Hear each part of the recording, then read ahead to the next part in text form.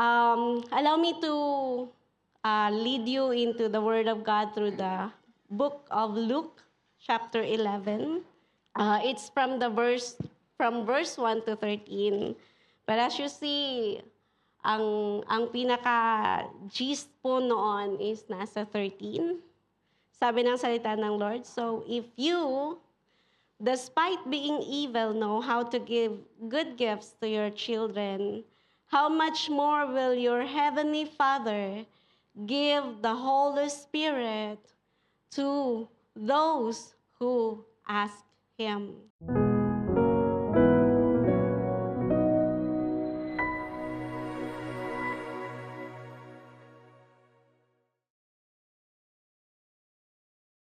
This series of teaching of the Lord from verse 1 to verse 13, it talks about a time when Christ Jesus gives instruction and teach about prayer.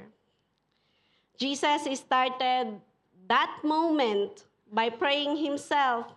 Jesus did not just draw his disciples to the point of desiring to know how to pray. With that thing that he did first, hindi lang niya drino yung kanyang mga disciple to desire also to know how to pray. He himself had set himself first as an example what a life of one who follows him ought to live like. That's in verse 1. Making prayer fundamental lifestyle, the way we ought to live as his people. Alam niyo natin yung you really mean what you prayed for. Hindi yung you prayed because I have to pray this, or because it was just a passing prayer. No, He wants us to mean what we pray. He wants it to see in us that we mean what we are saying before Him in all our prayers. And so, He also gave this assurance, affirming that everyone who asks receives, those who seek finds, and those who knocks the door shall be opened with.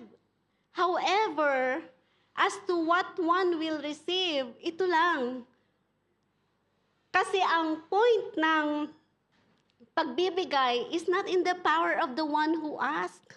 It is in the power of the one who gives. Tama po ba? Nevertheless, He gives us a view of a Father's heart. And then afterwards, He showed a Father's heart. Sabi ng Lord, if you being evil knows how to give good gifts to your children, how much more your Father in heaven. He shows that He gives always far good things from the very immeasurable goodness of His heart. Let us remember that what we have is a God who doesn't just give us what we want or ask for, but a Father who truly gives us what we truly need. Anak, hingin mo ang banal na Espiritu. I would be very much willing to give it to you. Why?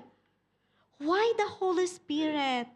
You know, when God answers our prayers, hindi yun transactional.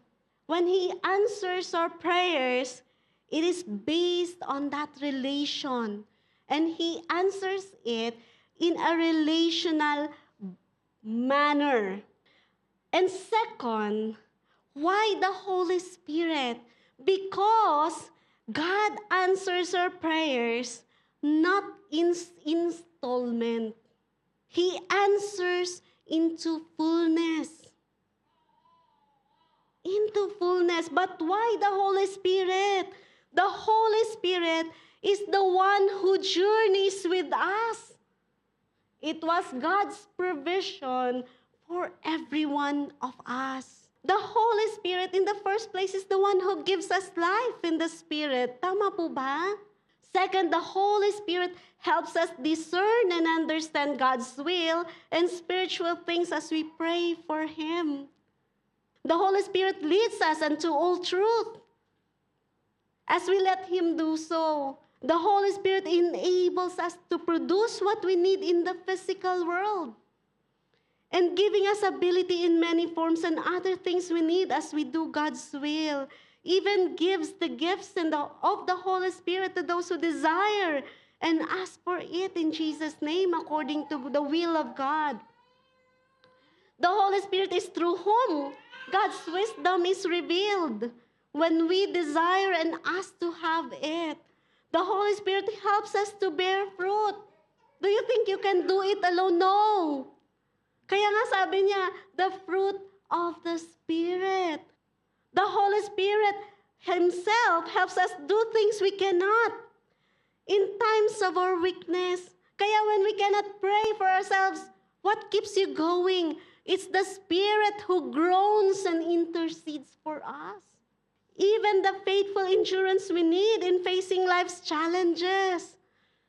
In Galatians 3:14, the Word of God says, in order that in Christ Jesus, the blessing of Abraham would come to the Gentiles. Alam niyo kung anong kasunod nun? So that we would receive the promise of the Spirit through faith.